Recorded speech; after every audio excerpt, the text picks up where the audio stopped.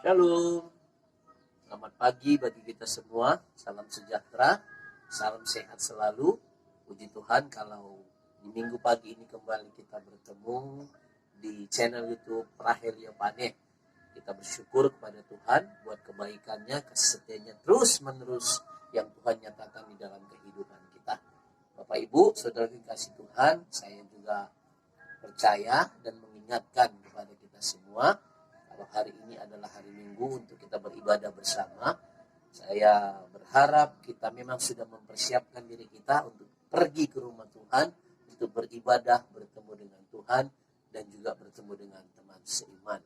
Nah, saya juga ingin berbagi kembali ke dalam firman Tuhan, share firman Tuhan, yang hari ini saya ambil dari Mazmur 34, ayat yang ke-12 sampai ayatnya yang ke-17. Tapi kita fokus kepada beberapa ayat saja, yaitu 12 sampai yang ke-15, yang berbicara tentang berkat bagi orang yang takut akan Tuhan. Secara konteks memang ini berbicara tentang dalam perlindungan Tuhan, dan sejarahnya atau historinya berbicara tentang Raja Daud yang pura-pura tidak waras pikirannya di depan Abimelek, yaitu Raja Akis orang Filistin pada waktu itu. Secara penafsiran memang dia sepertinya merasa tertekan, dikejar Raja Saul, dan juga bagi Raja Akis dia juga menjadi suatu orang yang buronan lah, katakan seperti itu, karena Raja Saul pernah mengalahkan Goliat. Jadi dia serba salah. Jadi sehingga dia melakukan hal-hal yang demikian. Tapi kita fokus kepada berbicara tentang takut akan Tuhan. Apa yang menjadi berkat bagi orang-orang yang takut akan Tuhan. Saya akan bacakan di sini kebenaran firman Tuhan kepada kita semua. Ayat 12 di pasal yang ke-34, marilah anak-anak, dengarkanlah aku, takut akan Tuhan akan kuajarkan kepadamu. Takut akan Tuhan akan kuajarkan kepadamu. Banyak sekali ayat-ayat yang membicarakan tentang takut akan Tuhan. Salah satunya berbicara takut akan Tuhan itu adalah tunduk, taat, dan hormat akan Tuhan.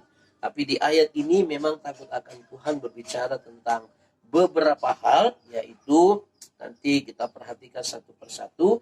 Ayat yang ke-13 saya bacakan, siapakah orang yang menyukai hidup, yang mengingini umur panjang untuk menikmati yang baik. Pemikiran umum kita saja, pasti kita juga ingin panjang umur dan menikmati segala sesuatunya dengan baik. Untuk apa panjang umur kalau kita sendiri mungkin sakit-sakitan atau menderita dan lain sebagainya.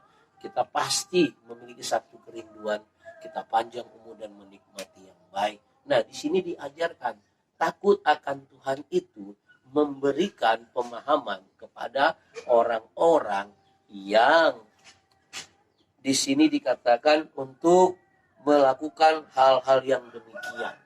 Dikatakan poin yang pertama, jagalah lidahmu terhadap yang jahat dan bibirmu terhadap ucapan-ucapan yang menipu. Jamu kalau diistilahkan, yaitu jaga mulut, jaga perkataan, itu menentukan pada saat kita hidup, kita menikmati sesuatu yang baik. Kenapa? Kita harus memperkatakan hal-hal yang positif di dalam kehidupan ini. Walaupun yang kita rasakan, yang kita lihat, tapi harus berbeda dengan yang kita perkatakan. Kenapa? Karena dalam diri kita ada firman Tuhan yang diingatkan Roh Kudus untuk selalu kita perkatakan. Yang kedua dikatakan seperti ini, jauhilah yang jahat dan lakukanlah yang baik. Ayat 17 mengatakan wajah Tuhan menentang orang-orang yang berbuat jahat.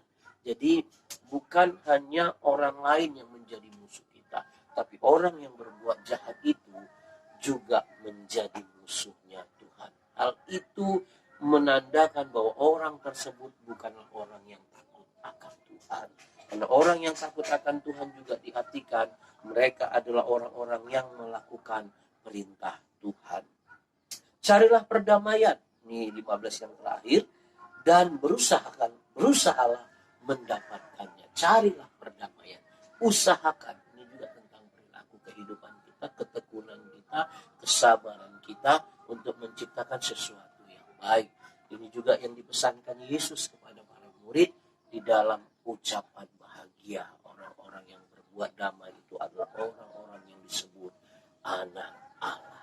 Jadi Bapak Ibu Saudaraku yang dikasihi Tuhan, orang yang takut akan Tuhan itu diingatkan supaya menjaga perkataannya, menjaga sikap hidupnya, dan juga senantiasa menciptakan, membuat kedamaian dimanapun atau kemanapun dia pergi. Ini penting dalam kehidupan kita, karena kita yang menentukan keberhasilan kita di dalam kehidupan ini.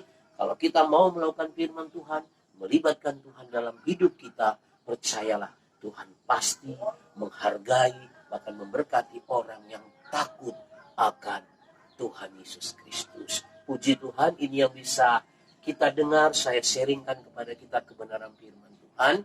Dan saya tetap mengingatkan, persiapkan diri kita untuk beribadah dan untuk senantiasa melakukan protokol kesehatan.